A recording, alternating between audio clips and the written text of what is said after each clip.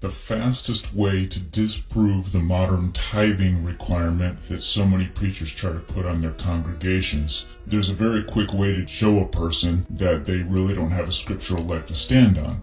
I will be more than happy to tithe the way anyone in the Bible tithed. Just show me which scriptural example you would like me to follow of a person in the Bible who tithed. They've only been thinking in terms of taking Malachi 3:10 out of context and twisting it, because that's what their preachers do. I've looked all through the Bible as carefully as I can. I've only found 3 people or groups of people in the Bible who tithed. One is Abraham, the second is the Old Testament Israelites living under the Old Testament law, and the third is the Pharisees, who are also Old Testament Israelites living under the Old Testament law. Choose one of these 3 people or groups of people that you would like me to emulate in my tithing. There is actually no scriptural example of a New Testament believer after the death and resurrection of Christ tithing or being commanded to tithe. They've been taught by their preachers, oh, Abraham tithed, so we should tithe.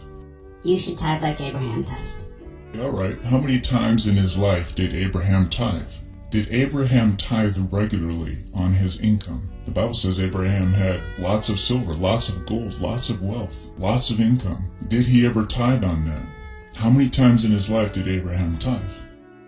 Well, the answer is once. He only tithed once in his whole life. Did Abraham tithe that one time on his regular income or on his personal wealth? No, he tithed on the spoils of war.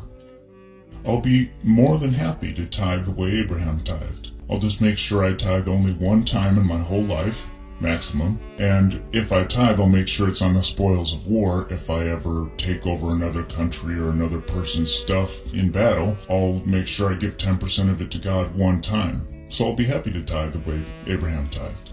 Okay, well, Jesus said we should tithe. Okay, did Jesus tell us to tithe? Please show me in the Bible where Jesus told us to tithe. Jesus didn't command us to tithe. What he did was he commended the Pharisees for tithing. Now, the Pharisees were Old Testament Jews living under the Old Testament law. And as such, they did not tithe money, even though they had money. The Pharisees had money. The Bible says they were lovers of money. They had money, but they did not tithe money because the Old Testament law did not command the tithing of money. The Old Testament law only commanded the tithing of agricultural products and livestock for those who grew agricultural products and had livestock. If you were a carpenter like Jesus, you didn't tithe because you earned money. The Old Testament law system was set up way back when to be a system for a nation, Israel, whose God was God, a sovereign nation. Now, it was a lot harder to follow the law once they came under Roman rule, but the Pharisees were still trying to do that, and so they tithed their agricultural products, their little spices that they grew in their backyard, trying to be very detail-oriented in following the Old Testament law. And they told Jesus this. They said, Jesus, we're good guys. We tithe our mint and our cumin and our little spices from our backyard gardens or our windowsills. And Jesus said, that's good. You should do that because you're supposed to be an example to the Israelite people of following the Old Testament law. Jesus didn't turn around and tell them, you should tithe money, not these little spices. No, Jesus said you should tithe your spices, and you should be an example to the Jewish people who are still trying to obey the law. See, Jesus hadn't died yet. How's he supposed to tell the people, don't obey the Old Testament law when he hadn't even died yet, to make it possible to not have to obey the Old Testament law? So he told the Pharisees, listen, keep obeying the Old Testament law. You should do that as an example to the Jewish people. And in obedience to the Old Testament law, they were tithing agricultural products. I'll be happy to do that. I'll be happy to take anything I grow in my backyard garden and take 10% of it and bring it and plop it in the offering plate at church. No problem. Their only other option is to tell you that you need to tithe like the Old Testament Israelites did under the law. And they realize that if they tell you that, then they have to tell you to obey the whole Old Testament law. And by now they should realize that their preachers have been taking Malachi 3:10 completely out of context. Malachi 3:10 was a prophet speaking to Old Testament Israelites living under the law. That's why that verse has the language about cursing in it. Oh, you're under a curse if you don't tithe.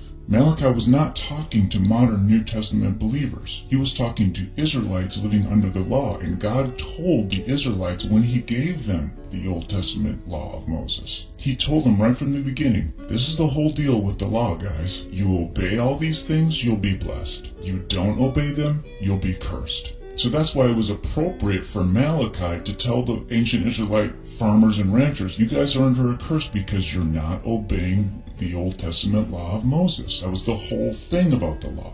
Now, for a modern preacher to turn around and try to tell me that I'm cursed or you're cursed because you're not doing this or that of the Old Testament law is 100% incorrect and ridiculous. The New Testament believer is not cursed for any reason. Jesus became the curse for us. People who try to insist that tithing is for today simply do not have a scriptural leg to stand on. If they're going to tell you that tithing is for today, then they have to tell you to obey the whole Old Testament law.